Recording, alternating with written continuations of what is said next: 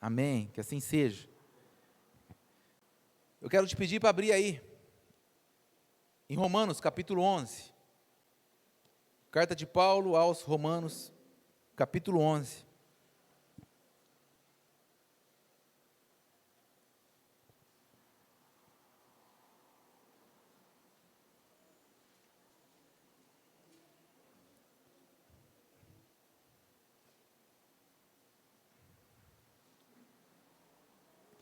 Romanos capítulo 11, a partir do versículo 33.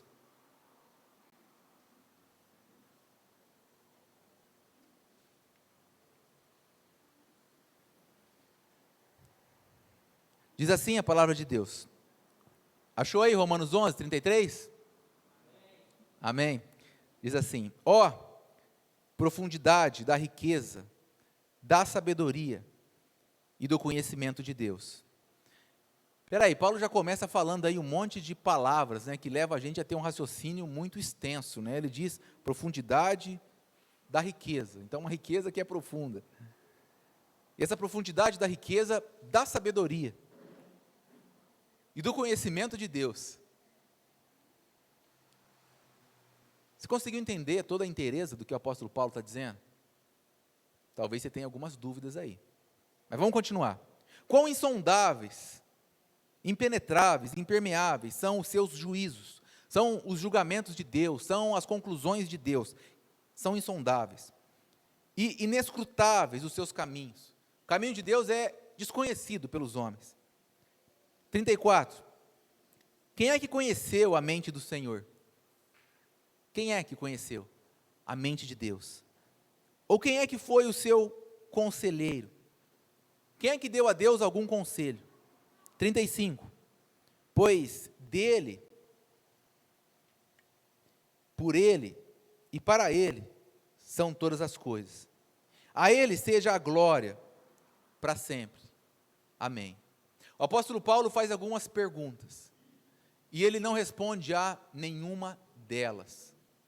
Depois dessas perguntas, difíceis e talvez sem resposta, o apóstolo Paulo se limita a dizer: dele, por ele, para ele, são todas as coisas. Seja a ele a glória para todo sempre. Amém. Quem é que conheceu a mente do Senhor? A mente do Senhor, irmãos, é insondável. O conhecimento de Deus é inalcançável. Mas ainda assim, você tem uma Bíblia, eu tenho uma Bíblia, e Deus revelou a sua palavra a nós para que a gente conhecesse. Mas nós temos dúvidas, se a gente for muito sincero conosco mesmo. A gente tem dúvida a respeito daquilo que está escrito na Bíblia, ou sobre muitas coisas.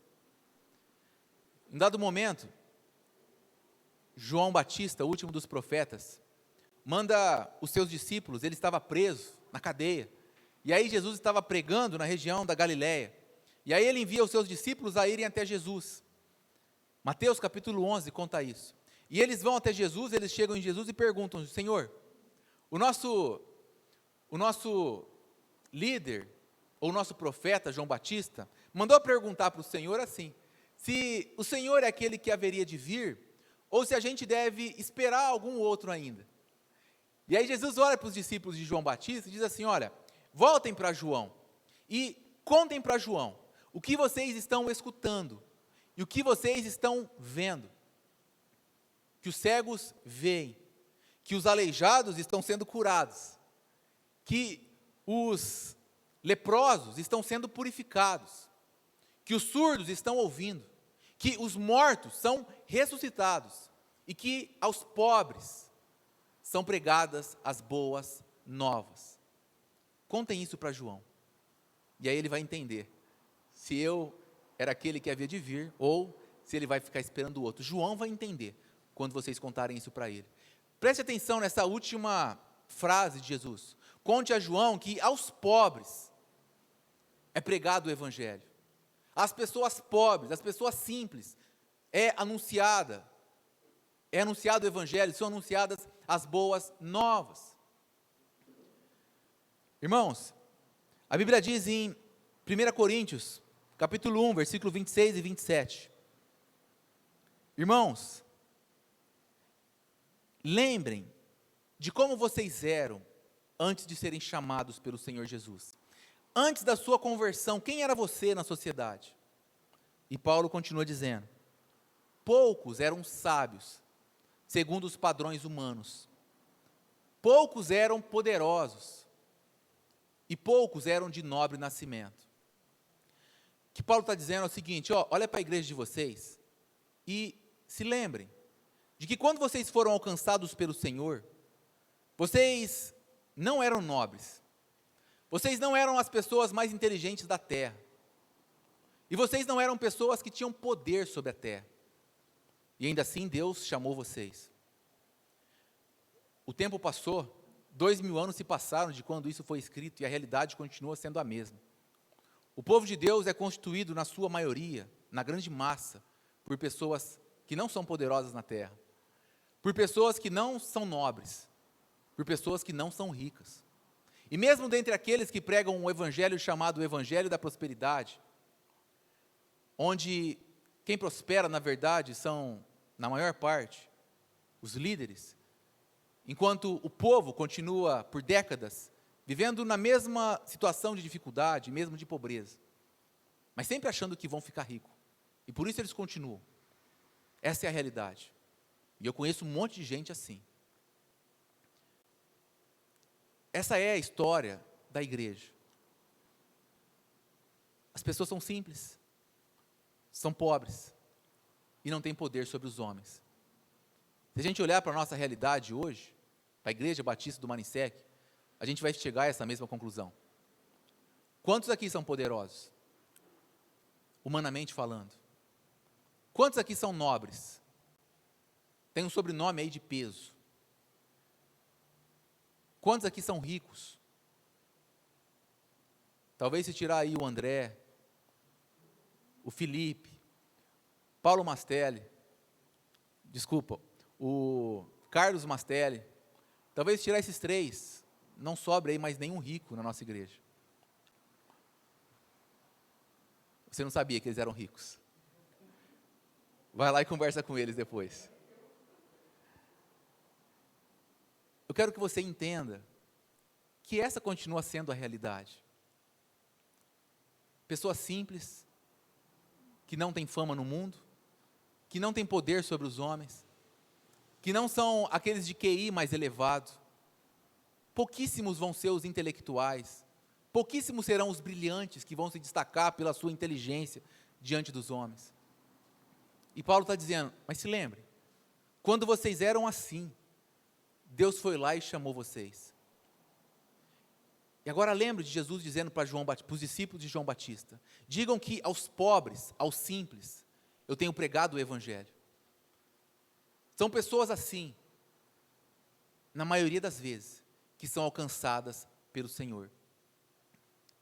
As Escrituras são para você, são para mim, são para pessoas assim. A Bíblia é um livro para pessoas assim, que não são poderosas, que não são nobres e que não são sábias aos olhos dos homens. Pescadores entendiam a Bíblia. Costureiras estão na Bíblia.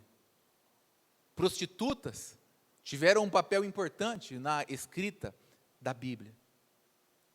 Então, de início, eu quero que você tenha no seu coração a mais absoluta convicção de que a Bíblia, o livro que você diz muitas vezes não entender, foi escrito para você, que é simples, que não é tão inteligente quanto, de repente, algumas outras pessoas que você admira, que você olha e diz, uau, que inteligência. Eu conheço gente que, com 40 e poucos anos, fala 6 línguas, fala, escreve, interpreta, e ainda faz mais um monte de coisas. Eu confesso a você que eu fiz 1 ano e meio de inglês, e não consegui aprender o verbo to be. A vida é assim. A gente olha para alguns e diz, uau, que capacidade imensa de fazer isso.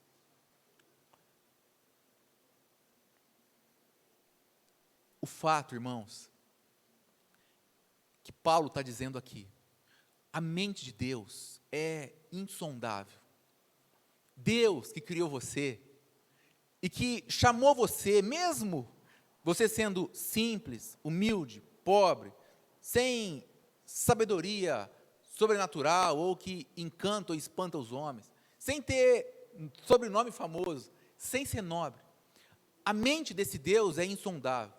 Aquilo que Deus faz na terra, você não é capaz de entender ou de compreender exatamente como funciona. E é isso que é por isso que no final das contas, Paulo não dá nenhum tipo de explicação, mas diz apenas a Ele seja glória, para todo sempre. Porque é para Ele, por Ele, todas as coisas. E sem nenhuma resposta do brilhante Paulo. Nós temos dúvidas sobre a Bíblia, se formos sinceros, se formos honestos. Mas muitas vezes, nós nos esquecemos do que está escrito aqui em Romanos 11, dessa declaração de Paulo, da profundidade, da sabedoria, da riqueza, do conhecimento de Deus, do caminho de Deus inescrutável. E aí a gente não admite não saber, porque é difícil a gente falar que não sabe. É difícil uma dona de casa falar para a sua vizinha, olha, não sei fazer bolo. É difícil. A gente tem orgulho. É difícil a gente chegar no trabalho e alguém perguntar, você sabe fazer isso? E a gente dizer, eu não sei. A gente quer dizer, não, eu sei. Depois a gente pensa, eu vou aprender. É difícil a gente reconhecer a nossa limitação. É difícil a gente reconhecer que tem algum outro que sabe mais do que nós. É difícil, por causa do orgulho que habita no coração do homem. E aí, porque muitas vezes a gente se esquece do que está escrito aqui, da profundidade do conhecimento da mente de Deus, a gente diz, olha, eu já sei. Eu sei muitas coisas, eu tenho resposta para muitas coisas. E aí, por exemplo, a gente que nem sabe mesmo o que é certo e errado, e a gente não sabe o que é certo e errado. Você não sabe sempre o que é certo e o que é errado, o que é o bom e o que é mal. Mas aí a gente pode dizer assim, peraí, mas lá no passado, quando o primeiro homem comeu da árvore do conhecimento do bem e do mal, uau, ali ele conheceu o pecado, ali ele conheceu o bem e o mal. Ali a gente teve apenas uma nuance daquilo que é certo ou errado, bem ou mal. Mas a gente não conhece com toda a inteireza o que é certo e o que é errado. Por exemplo, em Mateus capítulo 7, versículo 1, Jesus diz para nós, para os seus discípulos, não julguem, tá? Não julguem as pessoas, para que vocês também não sejam julgadas por elas. Não julguem. Porque se nós soubéssemos o que é certo e errado, a gente ia julgar. E o nosso julgamento seria correto. Mas porque nós não sabemos o que é certo e errado sempre, a gente não deve julgar ninguém. Por exemplo, uma mãe muitas vezes não sabe se é certo ou errado. Se é certo ela deixar o filho, que só toma suco de laranja, beber um pouquinho de Coca-Cola. Se isso é certo. Ou se é certo, falar não para o menino, deixar ele passar vontade da Coca. O que a gente faz? Deixa ele tomar um pouquinho da Coca para não passar vontade? Ou continua recusando a Coca, deixa ele passar vontade, mas ele toma apenas suco natural? Muitas mães têm essa dificuldade. O que é certo e o que é errado. Mas a gente que não sabe muitas coisas das coisas mais triviais da nossa vida, e a gente não quer saber, porque a gente não lê as Escrituras da maneira que devia. A gente não se dedica, de fato, como deveríamos, à palavra revelada de Deus.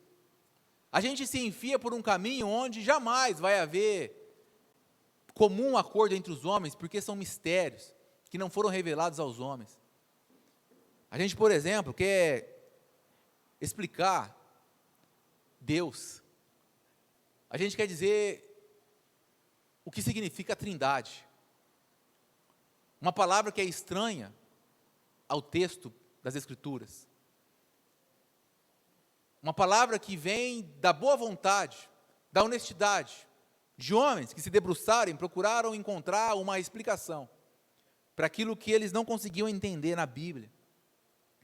E aí a gente diz assim, olha, Deus é um Deus, mas é um Deus que é um Deus trino. É um Deus, e não é um Deus que se manifesta em três pessoas ou de três formas. É um Deus que, na verdade, são três pessoas. Mas não há hierarquia entre essas três pessoas, porque as três pessoas são o mesmo Deus. Então, o Pai é Deus, o Filho é Deus, o Espírito Santo é Deus, mas não são três deuses, é apenas um Deus, Deus é único. E aí a gente coloca uma palavra mais difícil, é um Deus triuno. Como se fosse possível a gente entender alguma outra coisa nessa terra, como tri e uno ao mesmo tempo. O que eu quero que você entenda. Você pode ficar décadas tentando explicar o que significa esse Deus trino ou triuno. Ou como é possível o Pai, o Filho e o Espírito Santo serem Deus e ainda assim ser um só Deus. O que a gente deve ter na nossa mente é que é um absurdo o ser criado tentar explicar o que o criou. É alto demais para nós, é grande demais para a nossa inteligência, é simplesmente inalcançável, é muito maior do que nos nossos maiores sonhos nós podemos nos aproximar. O que nós sabemos de fato é que é assim, mas agora, como é que isso funciona assim? Não sabemos, e não devemos explicar, e nem devemos correr o risco de pecar contra Deus, dando uma resposta que não é lógica, ou que não é correta aos olhos do Senhor. O que é que a gente faz, então, diante desses grandes mistérios? Senhor, não entendo, não sei como é possível, nem quero saber, não compete a mim, mas eu apenas creio que é assim. Eu não sei como é possível uma mulher ter um filho, sem a colaboração de um homem, não sei. Sem a colaboração de um laboratório que pega parte daquilo que é do homem, inseminou, eu não sei como é que um espírito vai colocar algo material dentro de uma mulher, e dali nascer um filho, eu não sei, mas eu creio, que Jesus nasceu de uma virgem, que foi habitada pelo Espírito Santo, mas nós não conseguimos explicar essas coisas, mas muitas vezes nós nos enveredamos por esse caminho. O que é que a gente deve saber, então, a respeito da Trindade? Olha, um dia um sábio, chegou até Jesus e perguntou: Senhor Jesus, de todos os mandamentos, qual é o principal, qual é o maior dos mandamentos? Jesus diz, Marcos 12, 28 e 29, o mais importante dos mandamentos é este: ouça, ó Israel, o Senhor, o nosso Deus, o Senhor é o único Senhor. É isso que você tem que saber. Há um só Deus.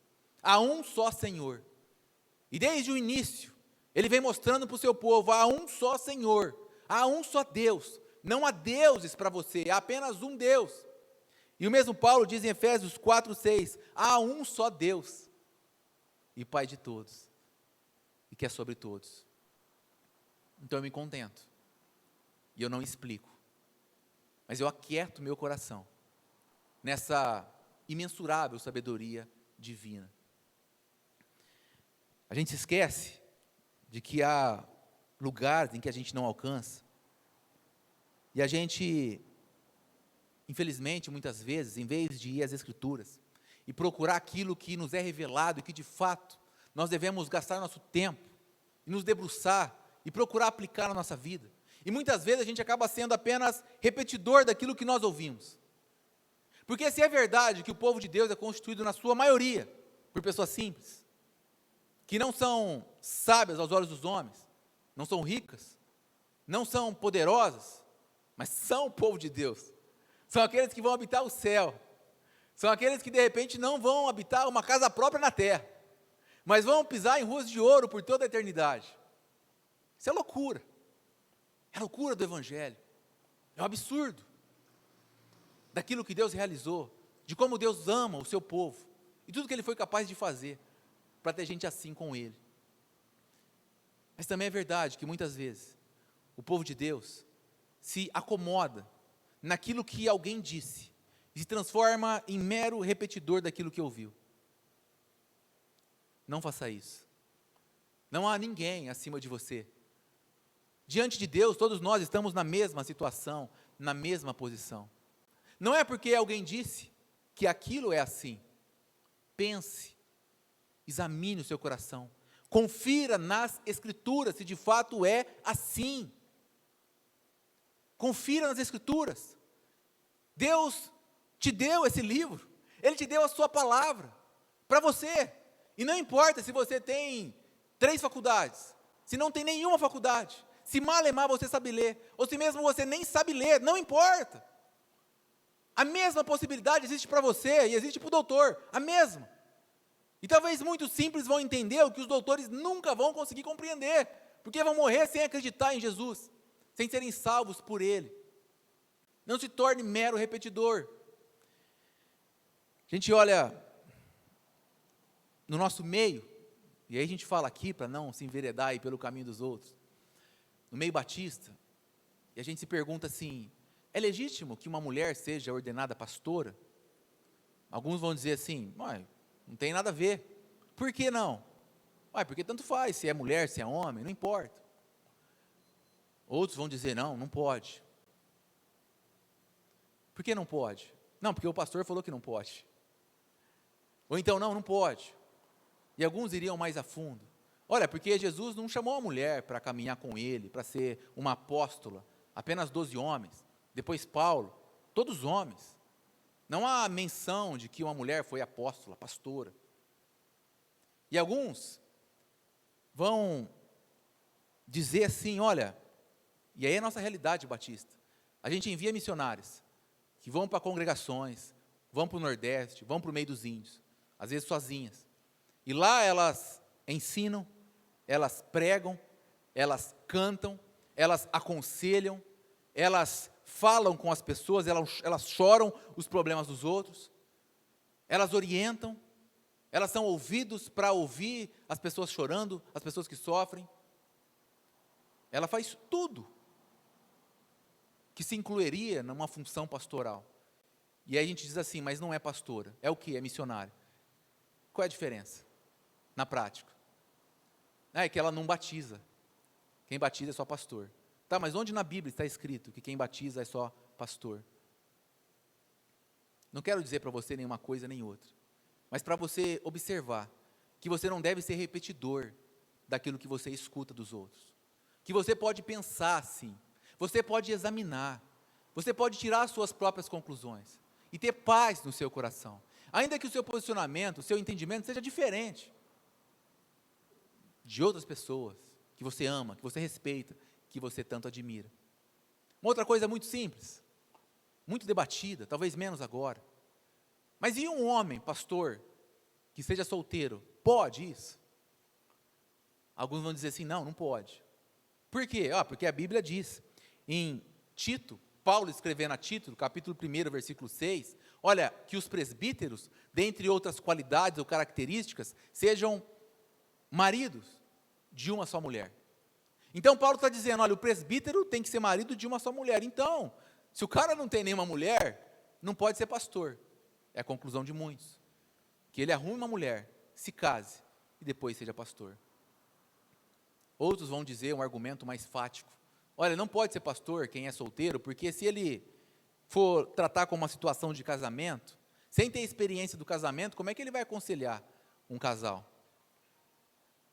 E aí me parece que o pastor também, que não teve uma empresa quebrada, não pode aconselhar um cristão que faliu. Ou um pastor que não teve uma passagem pelo mundo do crime, não pode aconselhar um cristão que um dia foi criminoso. Um pastor que não usou droga, então não poderia aconselhar alguém envolvido nas drogas. Seria o mesmo raciocínio.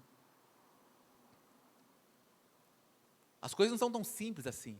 O que é simples é eu pegar o que alguém me disse e repetir. E falar aquilo, como se aquilo fosse a verdade.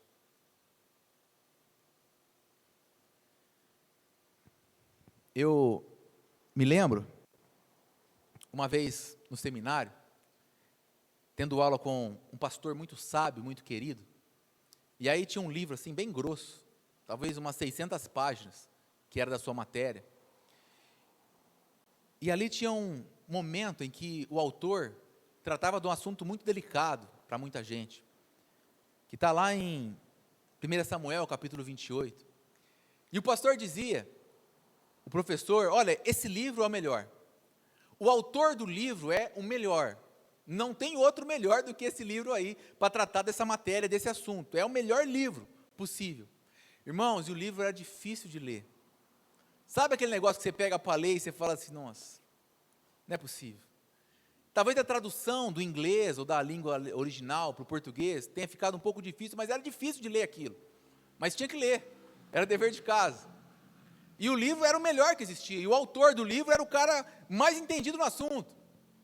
E aí, durante uma aula, há um momento lá, em 1 Samuel 28, em que Saul vai até uma médium, uma necromante, e ela quer falar com Samuel, que já havia morrido. E diz a Bíblia que naquele momento, aquela necromante, aquela médium, ela viu Samuel. Mas aí o professor dizendo, olha, mas não era Samuel. E aí ele explicando. E eu levantei a mão e disse assim, pastor, mas é que no livro que o senhor disse, o autor está dizendo que era Samuel. Aí ele olhou e disse, mas essa parte aí ele errou. Essa parte aí você esquece. Essa parte do livro você pula. Ele errou. E aí se eu chegasse então para o meu professor, sabe, e perguntasse, professor, o que é certo? Ele vai dizer, certo, é isso que eu estou te dizendo. Mas se eu chegar para o professor que escreveu o livro e perguntar o que é o certo, ele vai dizer, certo, é isso que eu escrevi no livro. Coisas difíceis de entender. Difíceis de entender. A Bíblia é recheada de coisas assim. Me lembro de um outro exemplo, um professor, e no seminário, quem já passou por lá, o Ricardo, o pastor Ângelo, não sei se o André está querendo ir logo, espero que sim, Felipe teve algumas vezes, no seminário, muitas vezes os caras perdem um tempão lá, para ficar debatendo sobre eleição. Não sei se na sua época era assim, pastor Ângelo, Ricardo, e fica lá. E aí eu me lembro que durante talvez um semestre, o professor ficou explicando sobre a eleição, sobre Romanos 8, 9, e muitas polêmicas na aula, próprio de estudante, legal. Mas aí chegou um dia, e para esse professor, livre-arbítrio não existia, tal, era um absurdo. E aí chegou um dia, no mesmo seminário, um outro professor, igualmente querido, amado, sábio, inteligente, dedicado às escrituras, ele vai à frente da aula e pergunta assim para os alunos, olha, vocês acham que eu sou um eleito? E aí eu me lembro de um colega que disse, professor, o senhor é cristão, o senhor é pastor, o senhor é professor no seminário, se o senhor não for eleito, não sei quem é. E aí o professor olha para ele e diz, não, eu não sou eleito. E aí todo mundo fica em choque. E aí ele vai começar a explicar o seu ponto de vista, dizendo, olha, eleitos é a igreja. E aí ele dá um lindo exemplo. Quem está certo e quem está errado? Você pode escolher aí, defender e brigar com os outros para defender o seu ponto de vista. O que nós sabemos? Bom, o que eu sei, que conforta em meu coração, é que Jesus chega diante de todos e diz assim, vinde a mim, todos que estão cansados e sobrecarregados, e eu vos aliviarei. E depois Jesus chega também para os seus discípulos e fala assim, olha, não foi vocês que vieram a mim, foi o Pai que trouxe vocês até mim. Mas como é que isso funciona?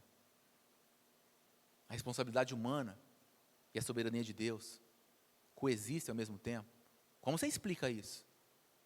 Bom, eu não explico. A gente pode tentar, de alguma forma, tornar isso mais racional, mas ser muito claro e específico não é tão simples assim. Mas seria simples, se eu decorasse aquilo que foi ensinado e começasse a repetir para os outros, dizendo, essa é a verdade, essa é a realidade, não pense diferente disso. Limitando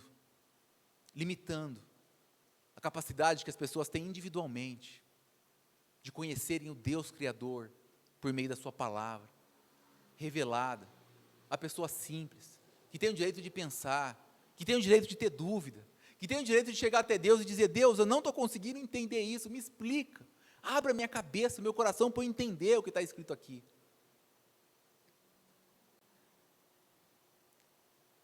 Por outro lado, irmãos, e eu não quero aqui causar em você nenhuma dúvida, mais do que você já tem, e nem mais do que as minhas, nem mais do que os meus professores também, porque todos temos as nossas, mas isso não vai mudar o seu destino eterno, porque não são sobre coisas essenciais, a fé. Por outro lado, as Escrituras estão recheadas de palavras, de mandamentos, para nós aprendermos, observarmos e cumprirmos. Se a gente não pode explicar a Trindade, isso é fato, e a gente aceita pela fé, mas a gente pode, por exemplo, olhar para Colossenses 3, versículo 15, que diz que a paz de Cristo seja o árbitro, seja o juiz no seu coração. Você pode olhar para essa declaração, para essa afirmação e falar: Deus, como é que é esse negócio? Como é que eu faço então para que a paz de Cristo seja o árbitro no meu coração? Como é que eu vou perceber essa paz? Porque todos os dias você tem decisões a tomar. Faz isso ou faz aquilo? Acorda às 6 ou acorda às 4? Aceita o emprego A ou aceita o emprego B? Vira as costas para esse emprego para pegar aquele que é incerto, pelo ato de fé, ou seria um ato de falta de prudência, trocar o certo pelo duvidoso? Qual é o certo? Que a paz de Cristo seja o juiz aí no seu coração, e você perceba claramente qual é a decisão a ser tomada. Isso é o que você tem que fazer, isso é o que eu devo fazer, todos os dias. Isso vai mudar completamente a sua vida, a vida da sua família, o seu futuro. Isso é prático para você. Debruçar sobre isso, se perguntar: Deus, na última decisão que deu tudo errado, tinha paz de Cristo no meu coração ou não tinha? Foi essa paz que foi o juiz ou foi a minha vontade? Eu tomei essa decisão e eu não tinha paz nenhuma. Eu confundi paz com preguiça. Eu confundi paz com comodismo. Nós temos que saber disso. Em Provérbios 6, a partir do versículo 6, há muitos anos atrás foi escrito: vá ter com as formigas. E quando você for ter com as formigas, e eu quando era criança, não sei mais aqui quem fez isso, eu ficava na pracinha com meu tio, pegava uma linha, amarrava o chiclete, e aí tinha as formigas lá, eu ficava jogando o chiclete amarrado na linha para pescar formiga. E a gente ficava lá a tarde inteira, assim, na terra, pescando formiga. Nunca comi nenhuma formiga, teve gente que comeu. Nunca comi, mas ficava pescando formiga. Então eu ia ter com a formiga, mas sem saber disso, que era para isso. O sábio está dizendo: vá ter com a formiga e observe a formiga. E seja sábio. Você vai adquirir sabedoria quando você fizer isso. E perceba que a formiga não tem governante, não tem chefe, não tem ninguém que fica mandando ela fazer as coisas. Mas ela vai fazer.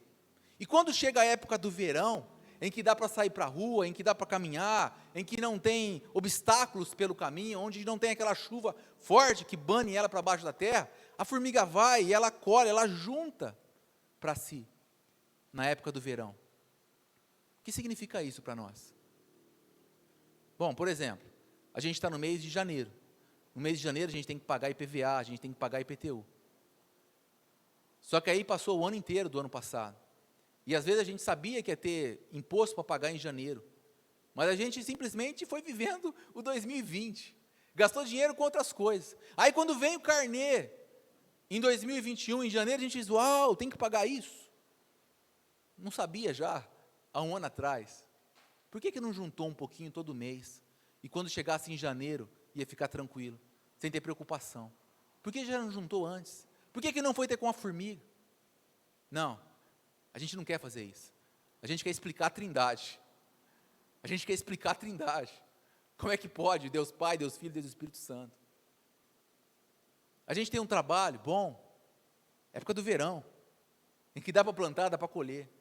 A gente não guarda. Aí a gente perde o emprego e fala: e agora? Espera aí, mas você não foi ter com a formiga? Porque a formiga guarda no verão. Porque vai chegar um momento que é do inverno, que ela não vai poder colher, que ela vai ter guardado para ela. Vai ter com a formiga, aprende com a formiga. Isso é para mim, isso é para você. Isso muda a sua vida aqui na terra. Isso te faz ser mais sábio. Isso te faz evitar um monte de problemas na sua vida. Algo muito simples, mas que a gente tem que querer aprender nas Escrituras. Efésios 5, 22, aí Paulo diz para as mulheres, aquilo que os homens tanto gostam de ouvir: mulheres, sejam submissas aos seus maridos como ao Senhor. Tá, eu li. O que significa isso? O que significa para uma mulher ser submissa ao marido? Qual é o significado disso para os nossos dias? Na nossa realidade. Alguns maridos, por exemplo, o cara fala assim, olha, eu vou comprar um carro novo, porque meu amigo lá do trabalho comprou. Vou pagar em 100 vezes. Ganho 1.000 por mês, vou pagar 600 de prestação. Aí a mulher chega e diz assim, mas meu bem, é muito caro, não dá, não precisamos disso, dá para a gente ficar com o nosso. Ele diz, não, mas eu quero, não vou ficar para trás. E aí se o cara vai na igreja, ele diz para ela, olha, você não está sendo submissa a mim. A Bíblia diz para você ser submissa a mim. Será que é isso que a Bíblia está ensinando para o marido? Significa isso? Que ele não tem que ouvir a sua mulher? Que ele tem que desprezar o conhecimento dela, os conselhos dela? Será que é isso que está dizendo as Escrituras? Me parece que não, de maneira alguma. Um homem desse tinha que agradecer a Deus pela mulher que Deus deu a ele, que abre os olhos para que ele faça menos besteira na vida, porque se estiver sozinho, faria muito mais do que com uma mulher assim do seu lado. A gente tem que descobrir o que significa isso. Tiago 1, 27. A religião pura, verdadeira, que Deus, o Pai, aceita, imaculada, é esta: que vocês visitem os órfãos e as viúvas nas suas dificuldades. E como a gente vive isso? O que significa isso para mim e para você? Quer dizer que eu tenho que achar um monte de menino que não tem pai e mãe e ficar com eles? Jesus andava com um monte de órfãos do lado dele. Paulo ia nas suas viagens missionárias com um monte de órfãos ou um monte de viúvas. Será que eu tenho que ficar vendo todo mundo que é viúva aí visitar na casa? E pedir para ela fazer bolo, café para mim? O que significa isso que ele está dizendo? Com certeza Deus quer falar algo para mim, Deus quer falar algo para você a respeito disso. Mas como é que eu vou saber? Bom, depende, eu posso ir lá, ligar o computador e perguntar o que significa isso. Alguém disse aquilo e eu vou copiar para mim e vou repetir para os outros. Ou eu posso ir nas Escrituras, posso ler, posso meditar, posso falar para Deus que eu não estou entendendo quando eu não estiver entendendo. Até que Ele me mostre o que é que aquilo significa de fato na minha vida. O que é que eu posso fazer para viver essa religião verdadeira que Ele disse?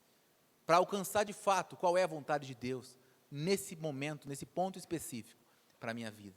Aquilo que vai agradar ao meu Senhor. Aquilo que de fato Ele quer que eu faça. Irmãos, ainda que a gente pegasse uma esponja assim de lavar louça, aquela amarela e verde, e ainda que essa esponja fosse capaz de absorver toda a água que existe no mar, ainda assim, nenhum de nós ia conseguir compreender a mente do Senhor. Nenhum de nós ia conseguir decifrar todos os planos que o Senhor estabeleceu, todos os caminhos que o Senhor estabeleceu na terra, para nós, para os seus filhos.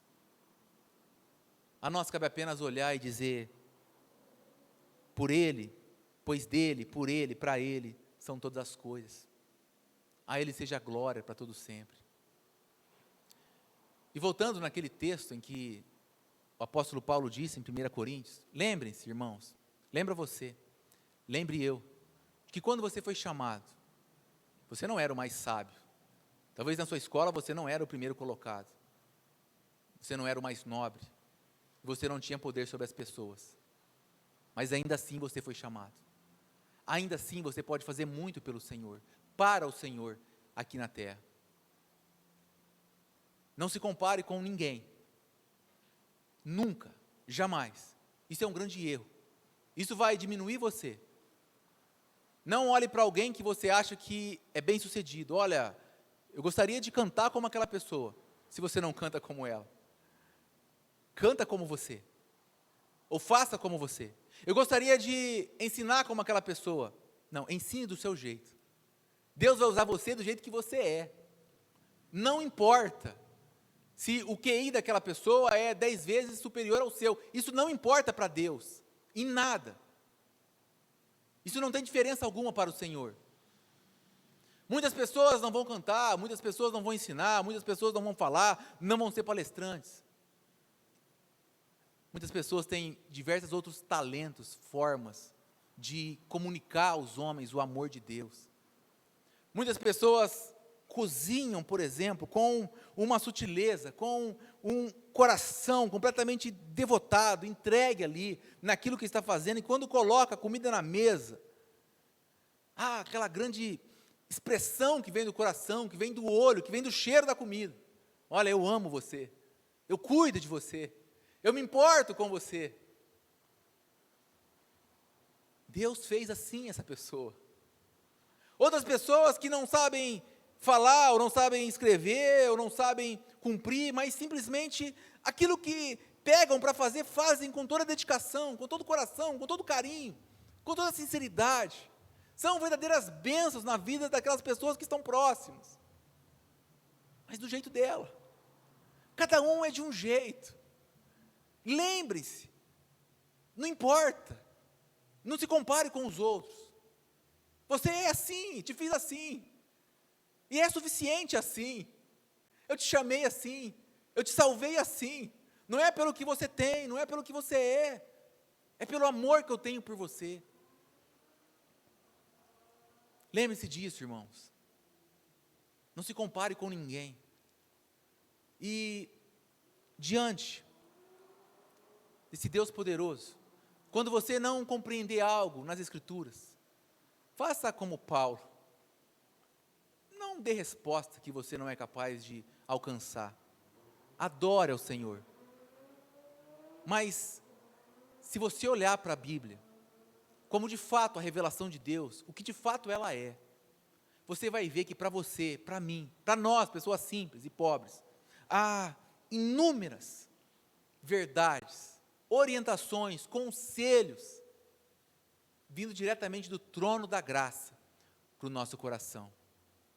Por isso, leia a sua Bíblia, confira nas Escrituras, medite na sua Bíblia, foi escrito para você, para você. Você não tem que entender como os outros entendem, e você não tem também que ser orgulhoso de não ir a ninguém e perguntar, olha, me ajuda a entender isso. Mas é para você. Não se conforme em pegar tudo pronto dos outros e simplesmente replicar, simplesmente dizer, ignorando aquilo que você é, quem você é, a pessoa única que Deus criou sobre a terra. Não permita isso. Ó profundidade da riqueza da sabedoria e do conhecimento de Deus. Paulo, é difícil entender tudo isso.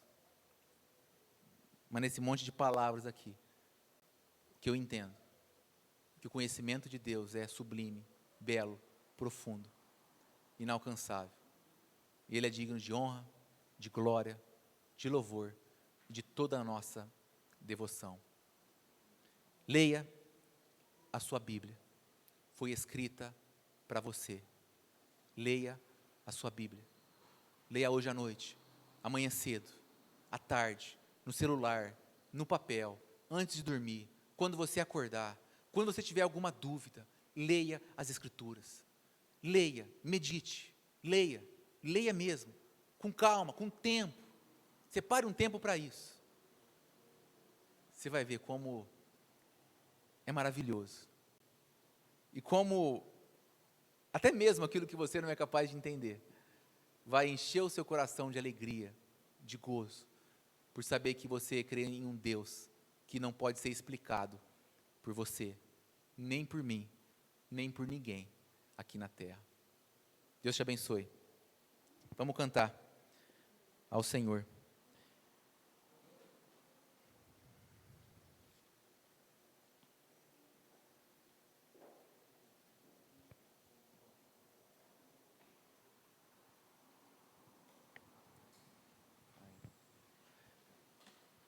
Vai dar uma atenção digna do que ela merece? Vai ler a sua Bíblia? Amém? Faça isso para você.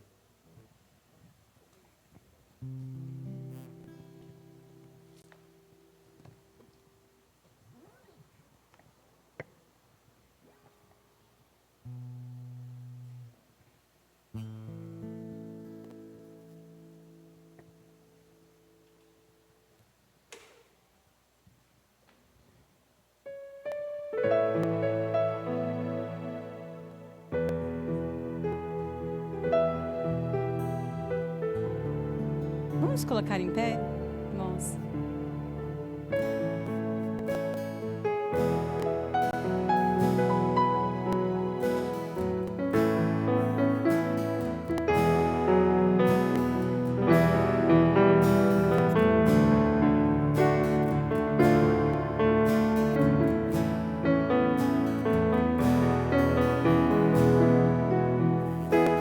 Ao Rei dos Seis consagro tudo o que sou, de gratos louvores transborda o meu coração. A minha vida eu entrego nas tuas mãos, meu Senhor, pra te exaltar com todo meu amor. Eu te louvarei conforme a tua justiça e cantarei louvores, pois tu és altíssimo. Celebrarei a ti, ó Deus, com meu viver. Cantarei, contarei as tuas obras,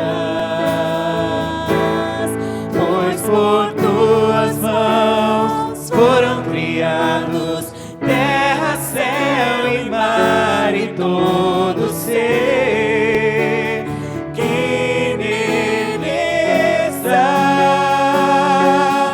Toda a terra celebra a ti com cânticos de júbilo, pois tu és o Deus Criador.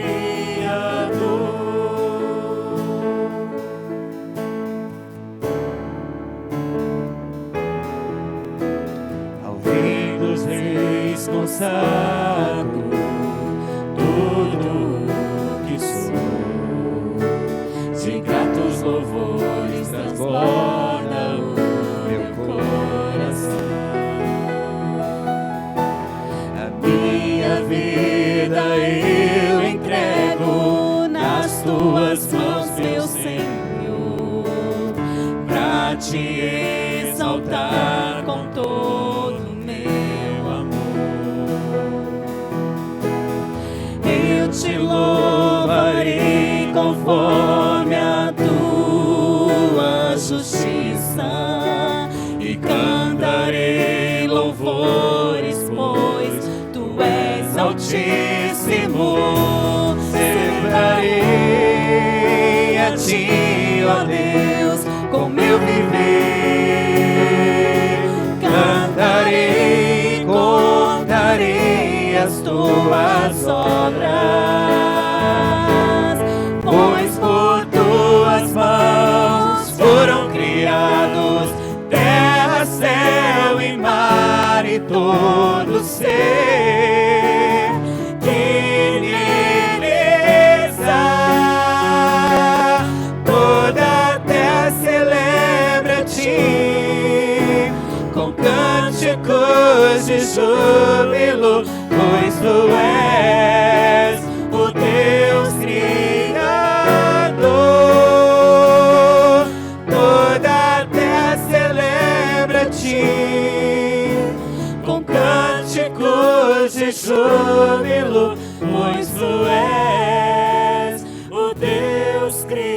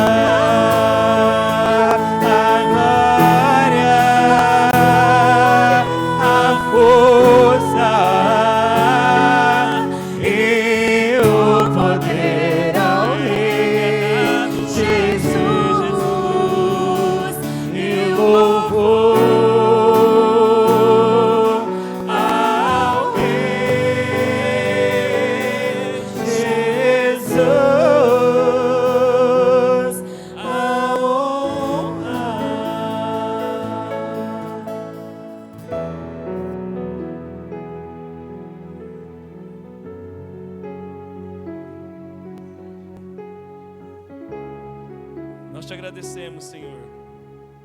Nós te colocamos, ó Deus, diante de Ti, ó Pai, vidas, ó Deus. A vida da Daniela, ó Pai, a vida da Letícia, ó Deus. A Daniela que está passando por enfermidade, ó Pai. E a vida da Letícia, ó Deus, foi colocado para pedido de oração. Mas nós colocamos também, Senhor, todos aqueles que clamam a Ti, ó Deus. Que o Senhor possa visitar, possa socorrer, ó Deus, os que estão aflitos, ó Pai. Os que estão desesperados, ó Deus. Que o Senhor possa, ó Deus, levar o Teu bálsamo sobre a vida deles. É o Senhor que pode curar. É o Senhor que pode restaurar. É o Senhor que pode colocar no coração a esperança. É o Senhor que tira o medo, tira a ansiedade. É o Senhor que acrescenta a Tua paz verdadeira. A Tua paz que excede todo entendimento. A Tua paz, ó Deus, que nós não conseguimos, ó Deus, compreender às vezes, mas sentimos a Tua paz tomar conta dos nossos corações. É o que nós precisamos nos nossos dias, ó Deus. A Tua graça, o Teu amor, ó Pai. Derrama sobre nós, ó Deus, cada vez mais o Teu Santo Espírito, ó Pai. Que nós possamos sentir, ó Deus, a Tua presença e o transbordar do Teu Santo Espírito em nossas vidas. Para que nós possamos, ó Deus, pensar nas Tuas coisas, pensar naquilo, ó Deus, que agrada ao Senhor. Ó Deus, socorra-nos, ó Pai, quando clamamos, socorra-nos, ó Deus, quando buscamos, ó Deus, a Ti. Sabemos que o Senhor se faz presente, ó Pai. Ó Deus, abençoe as nossas vidas, Senhor. Receba o louvor, toda a honra, toda a glória seja dada a Ti, porque Tu és digno de toda a honra e de toda a glória. Nós Te agradecemos em nome de Jesus. Amém. Deus abençoe a vida dos irmãos. Amém.